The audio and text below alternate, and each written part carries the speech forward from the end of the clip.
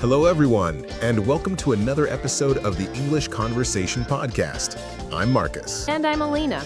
We're so happy you're here today because we're going to talk about something very useful, daily routines. Yes, daily routines are the things we do every single day, like waking up, eating breakfast, going to work, or relaxing in the evening. That's right. And the good thing is, daily routines are perfect for English practice because you can describe them in simple sentences. Exactly. If you're just starting out, you can already make short, clear sentences like, I wake up at 7 o'clock, or I eat breakfast. And if you're a little more advanced, you can add details. For example, I wake up at 7 o'clock, then I brush my teeth and make a cup of coffee before work. That's a really good point, Alaina. Today, we'll show you how to talk about daily routines in English, step by step. And of course, you can listen to our conversation and then try to practice with a friend, or even by yourself. Yes, repeat after us if you like. It's good practice. So, Alaina, let's begin. What is the first thing you usually do in the morning?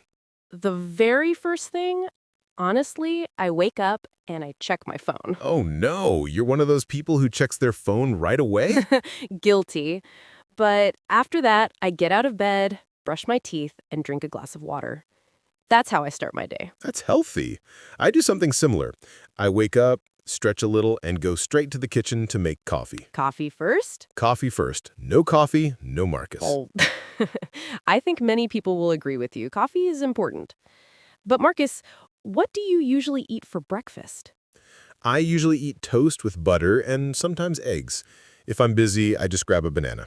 That sounds good. I usually eat oatmeal with fruit. It gives me energy for the morning. Nice.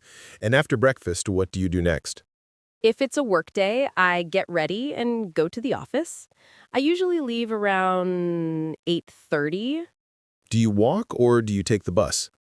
I usually take the bus because it's faster, but sometimes, if the weather is nice, I walk. What about you? I drive to work. It takes me about 20 minutes. That's not too bad. So when you arrive at work, what's the first thing you do? I check my emails. Always emails first. Then I make a list of tasks for the day. Organized. I like that. And you? What's your first task at the office? Usually, I join a short morning meeting. We talk about our plans for the day. After that, I start working on my projects. Okay, so that's the morning part of our routines. We'll continue with lunchtime and the afternoon soon. Yes, and listeners, think about your own morning routine. How do you start your day? Try saying it out loud in English. For example, I wake up at 7. I brush my teeth. I eat breakfast. Simple sentences like these are perfect practice. And if you want to add more, go ahead. I wake up at 7, then I take a shower. After that, I have breakfast. Exactly. Easy steps. Don't worry about being perfect. Just practice saying it out loud. That's right. Okay, let's take a short pause here, and then we'll continue with what we usually do in the afternoon. We've talked about the morning routine, waking up, breakfast, going to work. Now let's move to the afternoon.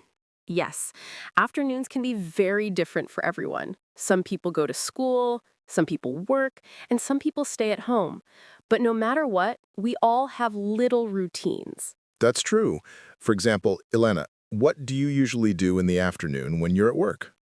Well, usually after working all morning, I take a lunch break around 12:30 or 1. I often go to the cafeteria, or sometimes I bring food from home. Oh, nice. Do you usually eat alone or with colleagues? I usually eat with my colleagues. We talk about work a little, but we also chat about personal things like movies or weekend plans. That's great. And what do you usually eat? If I eat at the cafeteria, I usually have soup and salad, or sometimes pasta. If I bring food from home, it's usually rice with vegetables. Sounds healthy. For me, lunchtime is simple. I often eat a sandwich and some fruit. That's quick and easy. Do you eat at your desk or go out?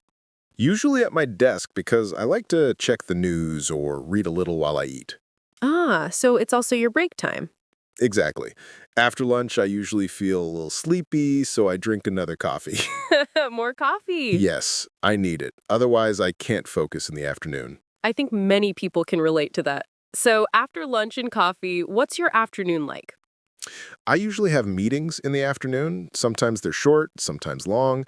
And after that, I focus on finishing my tasks before the end of the day. That makes sense. For me, afternoons are also busy. I often work on reports or presentations. It's when I do my most focused work. So for both of us, the afternoon is about getting things done. Yes. And for students, the afternoon might mean classes, homework, or maybe sports practice. Exactly.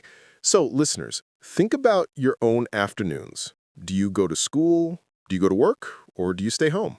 Try to describe it in English. For example, you can say, I have lunch at 1 o'clock. After lunch, I go to class. Or I work on my computer in the afternoon. Keep it simple. That's the best way to build confidence. And if you want to practice questions, try asking, what do you usually do after lunch? Or do you like your afternoon routine? Good examples. Asking questions is just as important as giving answers. Exactly. So, Marcus, what about when you're not working? What's a typical afternoon at home for you? If I'm at home, I might go for a walk, read a book, or sometimes just take a nap. A nap sounds wonderful. It is. And you, Elena? If I'm at home, I usually do some chores, like cleaning or shopping. And if I have free time, I watch a TV series. Ah, so you balance work and relaxation. Yes, I try. That's a good message for everyone. Balance your afternoons with some rest if you can. Absolutely. So, we've covered mornings and afternoons. In the next part, we'll move on to evening routines. Yes, evenings are interesting because that's when people usually relax, eat dinner, and spend time with family or friends. Listeners, while you wait, try this challenge. Think of 3 sentences to describe your afternoon. For example, I have lunch. I go to class. I study for 1 hour. Simple, clear, and perfect practice. Great challenge, Elena. Okay, let's pause here and continue with evening routines. Let's dig a little deeper into why community learning works so well. You know, Marcus, when people join together in a group to practice English, something magical happens. It's not just about vocabulary and grammar anymore. It's about energy, motivation, and connection. Exactly. When you're learning alone, it's easy to lose focus. Maybe you tell yourself, I'll study tomorrow, and tomorrow becomes next week. But when you're part of a group, people expect you to show up. That expectation keeps you moving forward. Right. It's like joining a gym. If you go by yourself, you might stop after a month. But if you have a workout buddy, you're more likely to keep going. The same applies to English practice. If you have a speaking partner, a study buddy, or even a small group that meets online, you'll feel more accountable. And accountability builds consistency. And consistency, guess what? That's the real secret to mastering English. Not huge study sessions once in a while, but steady, regular practice. I love that point. And here's something else. Group learning creates a safe space for mistakes. When you're with other learners, everyone is at different levels. You realize, oh, I'm not the only one who struggles with pronunciation, or I'm not the only one who forgets words sometimes. Yeah, and that realization lowers your fear. Suddenly, speaking doesn't feel so scary. It feels normal. And once fear goes down, confidence goes up. Exactly. And confidence is contagious. When you see your group members trying hard, making progress, even laughing at their mistakes, it inspires you to keep going. So, if you're listening to this right now, here's our advice. Don't try to do everything alone. Find a partner, a community, or even just one friend to practice with. You'll see how much faster your English improves. And remember, the journey is easier when you're not walking alone. Let's take this one step further, Elena. Some people think, oh, I'll just join a group and everything will happen automatically. But that's not the whole story, right? Exactly. Being part of a group is powerful, but you also need to be active. Don't just sit quietly and listen. Speak up, share your thoughts, ask questions. The more you participate, the more value you'll get. That's so true. Think about it like a potluck dinner. If everyone brings food, the table is full of amazing dishes. But if only one or two people bring food, the meal isn't as exciting. A learning community works the same way. Everyone needs to contribute. I love that picture, Marcus. And here's the thing.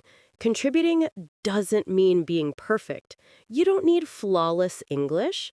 Just sharing one new word, one idea, or even your opinion is enough. Yes, and sometimes the mistakes are what make the learning memorable. If someone says a funny sentence by accident, everyone laughs and no one forgets that word again. That's the beauty of it. Mistakes become lessons, and lessons become progress. And honestly, when you share in a group, you learn things you never expected. Like cultural insights. When you're in an international group, you hear stories from people all over the world.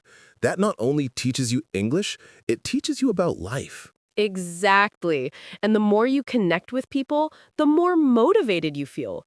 Because suddenly, English isn't just a subject you're studying, it's a bridge connecting you to real people. So the key takeaway here, don't be passive in your group.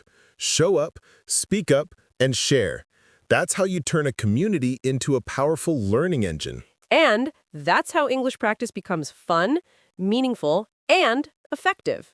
Now, Marcus, let's talk about something I know many learners struggle with: finding balance between online and offline communities. Yes, that's a big one.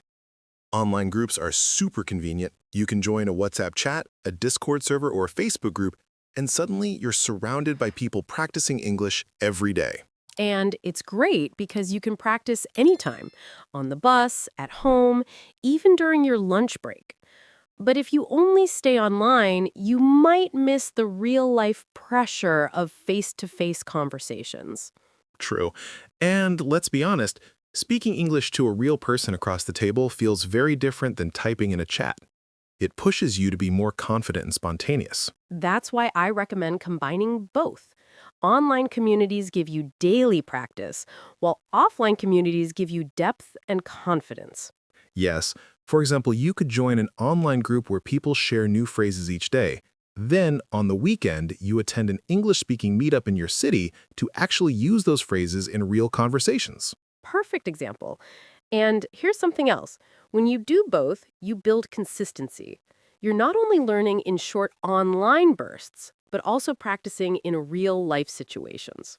And that's how your English becomes natural. It's not just about studying, it's about living the language. Exactly. And once you find that balance, your progress will feel smoother and your confidence will grow faster. Alaina, something I often hear from learners is this. What if I join a community but I feel too shy to participate? Oh, yes, that's a very common worry. Many people think, my English isn't good enough yet, I'll just listen quietly. But the truth is, if you only listen, you don't get the full benefit. Exactly. Communities are for participation, not just observation. Even small contributions make a big difference. For example, if you join a WhatsApp group, you don't have to write a long essay. You can start with something simple like, "Good morning, everyone," or "I learned a new word today." Adventure. Yes, those small actions help you break the ice.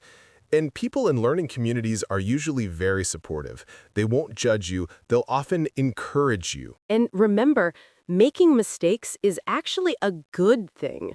If you make a mistake and someone corrects you kindly, you learn much faster. That's true. I remember when I joined my first English club years ago, I was nervous, but then I realized everyone was there for the same reason, to learn. Exactly. And when you see others struggling too, you stop feeling alone. You start thinking, oh, I'm not the only one making mistakes. This is normal. And little by little, you stop being shy. You begin to share more, maybe ask questions, maybe even tell a short story. And that's the turning point. The moment you stop hiding and start sharing, that's when your English starts growing quickly. So, to anyone listening, don't wait until your English feels perfect before joining. Join now, participate at your own pace, and let the community lift you up. Beautifully said, Marcus. Something we haven't talked about yet is how you can start building your own little English circle. You don't have to wait for the perfect group to appear. You can take the first step. Exactly. For example, if you're in school, you could invite 2 or 3 classmates to practice speaking after class once a week. Keep it casual, maybe just 15 minutes where you all share what you did that day in English only. And if you're not in school, you can still do this. Maybe at work or in your neighborhood, there are people also learning English. Suggest meeting at cafe or even just chatting online once in a while. Online spaces are powerful too. Join a Facebook group, a Discord server, or a WhatsApp chat where people share daily phrases in English. Sometimes all you need is one person who replies back regularly to keep you motivated. Here's a tip. Don't make it too formal. If it feels like homework, people may not stick with it. Keep the energy light. Laugh about your mistakes. Share your favorite shows, music, or hobbies in English. Yes, it's those little exchanges that build confidence. And soon you realize, wow, I just had a full conversation in English without stopping to think too much. That's the magic of practice communities. Also, if you can't find anyone yet, don't worry. You can start with yourself. Record voice messages, write little posts in English, or read aloud for 5 minutes a day. The more you put yourself out there, the more chances others will want to join you. That's such an important point. Community can start small. Even 2 people are enough. Over time, it can grow naturally. And remember, it's not about being perfect. It's about being consistent, supportive, and willing to share. That's the heart of it. When you create or join an English circle, you're building more than language. You're building friendships, confidence, and new opportunities. So, today we've explored so many ways to bring English into your daily life, whether it's sharing your morning routine, talking about food, hobbies, or even building a practice group. And we showed you how small conversations can lead to bigger confidence. It's not about learning hundreds of words at once. It's about using a few useful phrases often until they feel natural. Exactly. Think of it like exercise. A little practice every day is better than one big session once a month. Consistency is your best friend. And don't forget, you don't have to do it alone. Whether it's classmates, coworkers, online friends, or even just practicing with yourself in the mirror, every effort counts. If you're listening right now, I want you to choose one phrase from today and use it in the next 24 hours. Maybe, how's your day going? Or, what about you? Pick one and try it. Yes, that's your challenge. And if you do it, you'll be amazed how quickly your confidence grows. Before we go, let's repeat today's key phrases one more time together. How's your day going? What did you eat? What about you? Are you busy after work? Do you want to grab a coffee? That sounds great. Short, simple, and powerful. If you enjoyed this episode, we'd love your support. Please subscribe, leave us a comment, and share this with a friend who's also learning English. And here's a question for you. What's your favorite way to practice English in your daily life? Write your answer in the comments. We'd love to read it. Keep practicing, keep learning, and most importantly, keep having fun with English. Until next time, take care, stay motivated, and keep smiling. Bye, everyone.